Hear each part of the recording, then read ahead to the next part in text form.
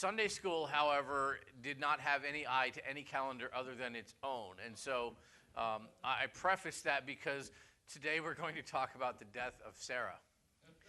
Nice. Awesome. Timing. Welcome to Sheldonville. You know, it's just one of those. Right. You know, for Isaac, it was a bad Mother's Day. You know, so I'll apologize up front, just not looking at the calendar at all. I probably wouldn't have changed it anyway, even if I had, because you know this is what the content kind of necessitated for organization, and so you know we probably would have still gone there, but you know maybe I could have warned you last week or something. You know, Happy Mother's Day next week. By the way, we'll be talking about death of Sarah. There is no ulterior hint in there. So, but we're in Genesis 23. What's that? Oh, okay. The mother-in-law. Mine's not here yet, but I'm gonna. I still will tread lightly. Yeah, I am, and I just blew out somebody's speakers, laughing too loudly. Sorry. Yes. Yes, but secretly she would bear a grudge and stealthily sneak into your house at night. I saw my favorite Mother's Day. It was kind of Mother's Day, kind of just women in general, and it was one of those silly cards that come across Facebook, and it said, dear women, thank you for not killing us in our sleep, men. And I'm like, that was good. Sarah's death, though it seems morbid, people die, and so you have to talk about it. But her death actually precipitated a very important transaction that has tremendous legal, economic, mostly legal bearing, going all the way up into our own day. Getting to our own day gets a little complex, and it's no different, I guess, than much of the complexities in the Middle East right now. But there is a transaction that followed Sarah's death that was very important to the people of Israel. So we're going to pick up in, I was supposed to do all these changes this week. We talked about it with the deacons. They're like, yeah, we need to move over to the right, and we need to, we didn't quite do that, did we? All right, you're already situated, and it would be. We'll do it when you start on time. Okay, so we'll never do that. Here we go. I'll turn this around and see if this helps. Basically, if you're watching online, you hear me read my verse in the process, and then you see me looking intently and hearing nothing. And so it's just, what we're going to do next week, how about we start next week, is we're actually going to collapse over to the right-hand side here.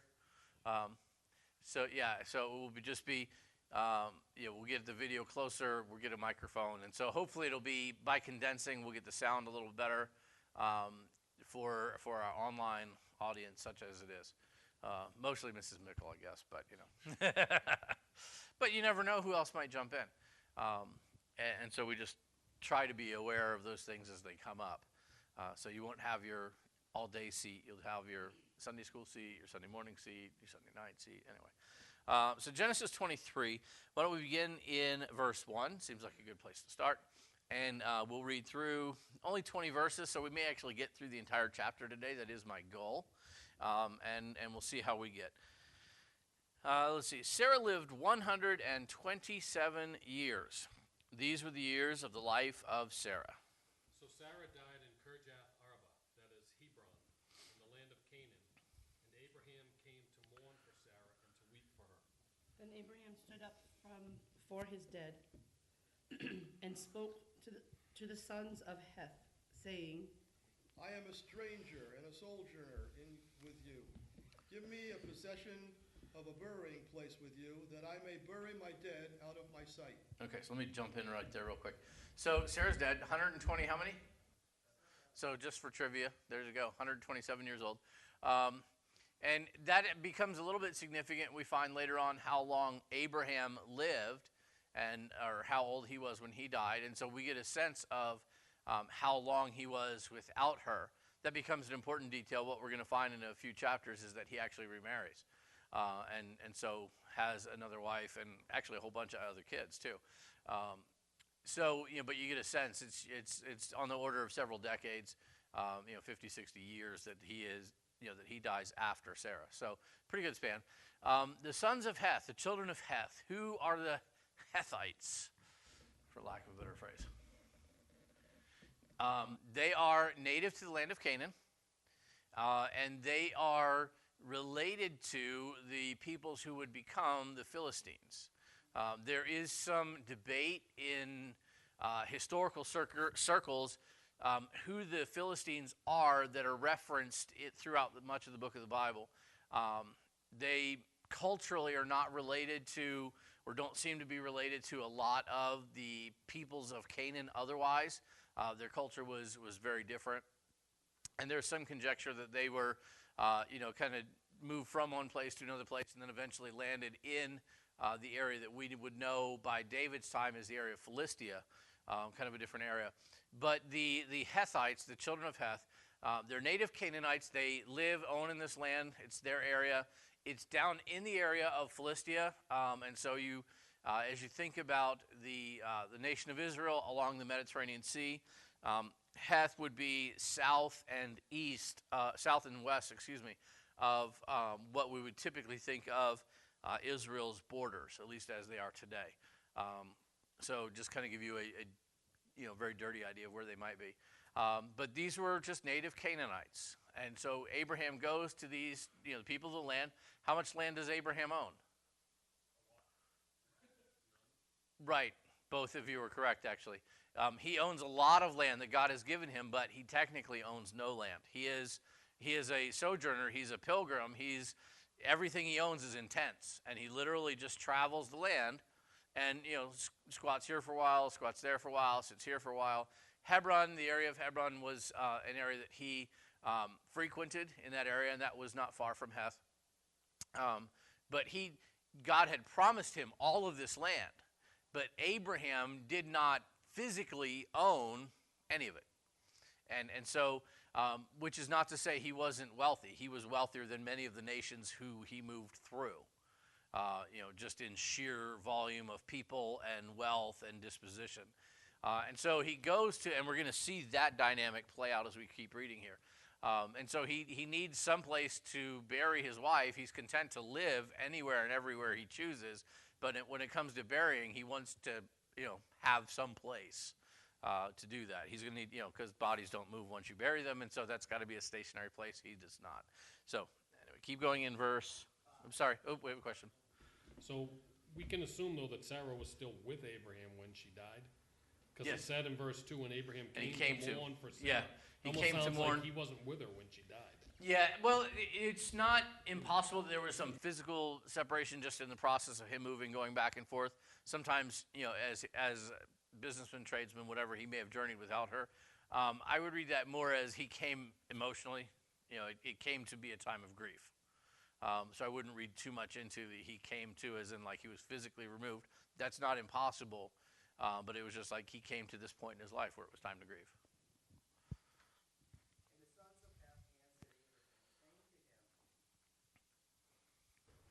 Hear us, my Lord, you are a mighty prince among us. Bury your dead in the choicest of our burial places.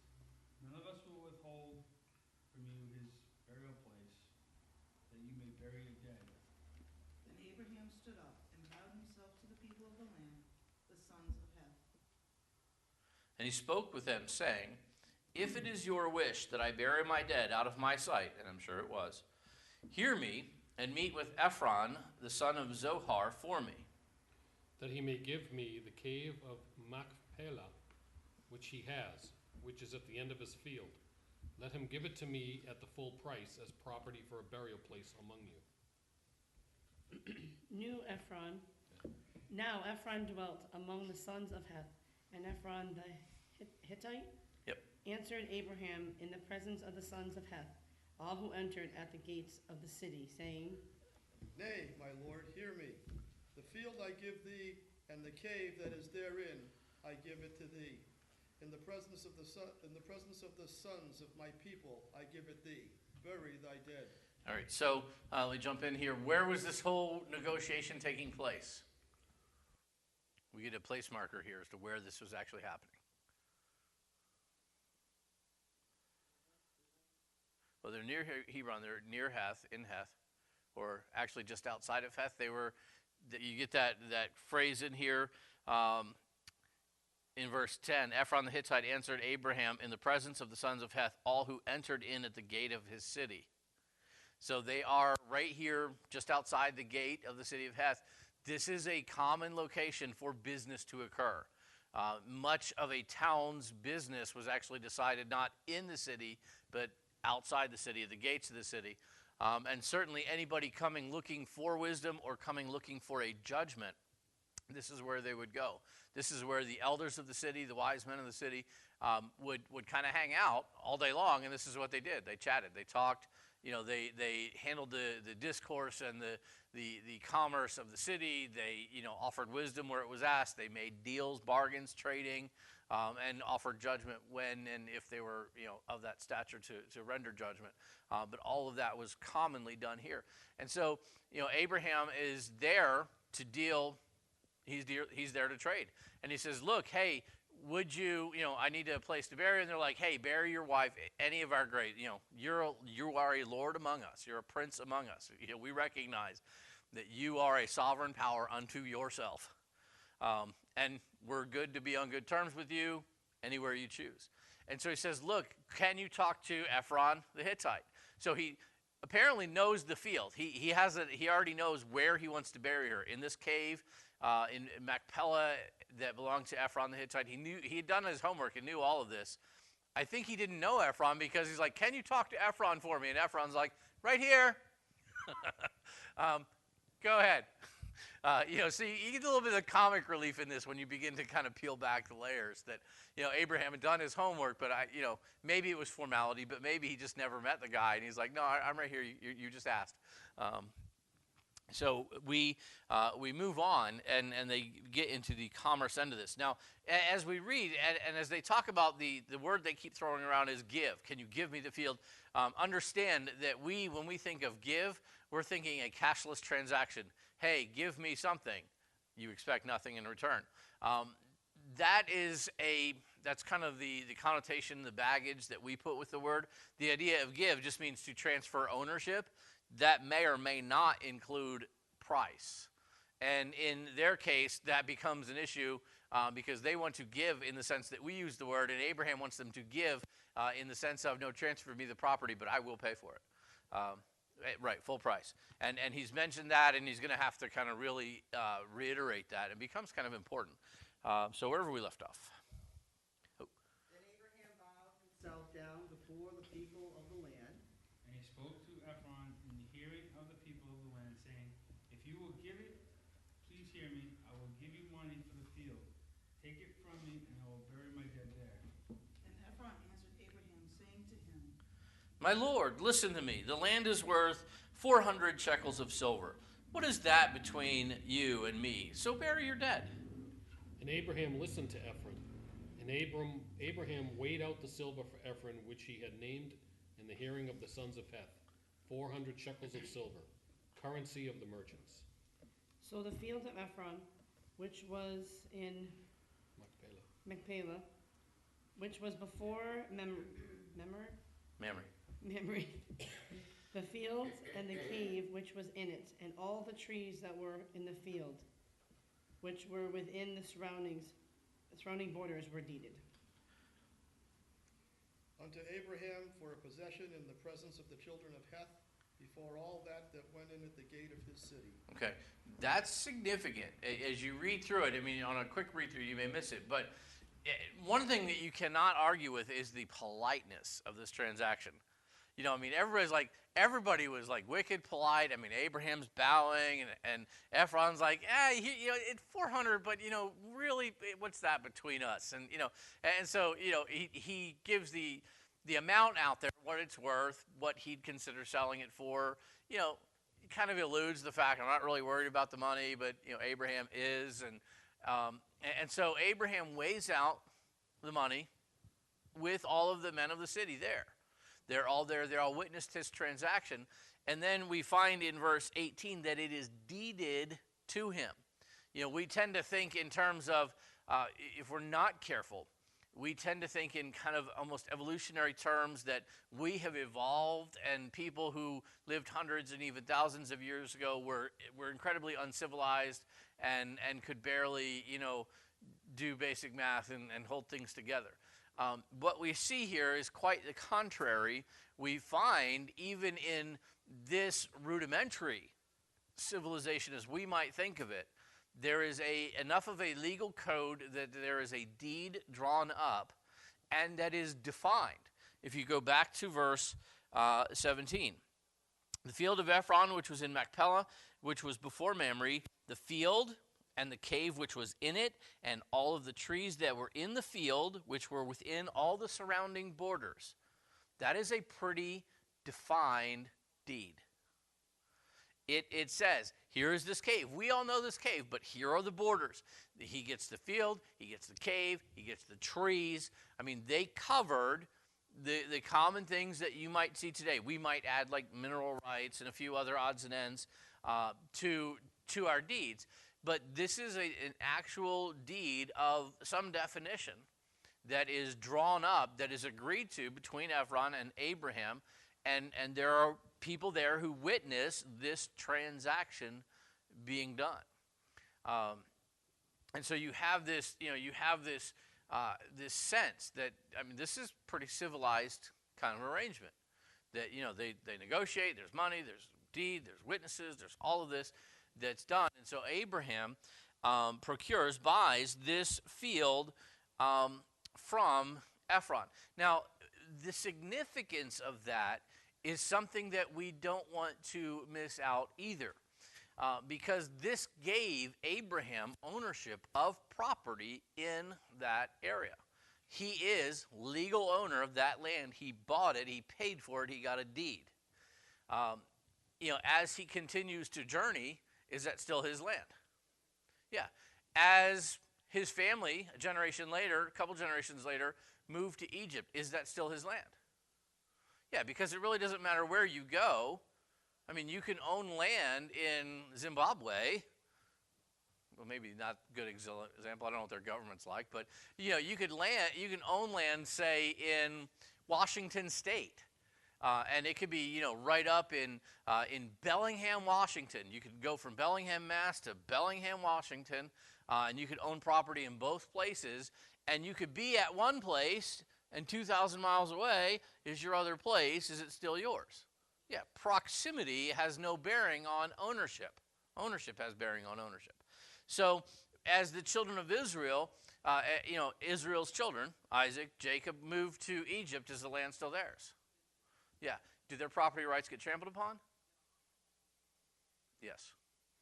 And so as they come back into the land of Canaan, in addition to what God has promised them and them possessing a land that God has given, and we could argue that God might be the grantor of all, but in addition to that, are they also settling a property claim of property they legally bought and owned and passed generationally that was basically repossessed by other people?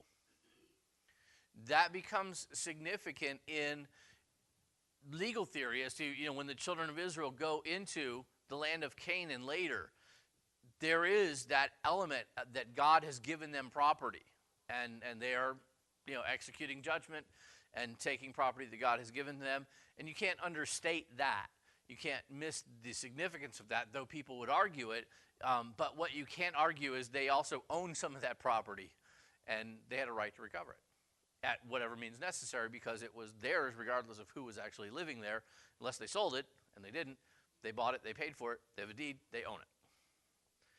And so there is significance to this particular transaction, that at least a piece of the land of Canaan, actually, they owned it. And so that has bearing later on, and it gets into some good legal theory. And so we pick up then in verse 19. Buried Sarah his wife in the cave of the field of Machpelah before Mamre, that is Hebron, in the land of Canaan. So the field and the cave that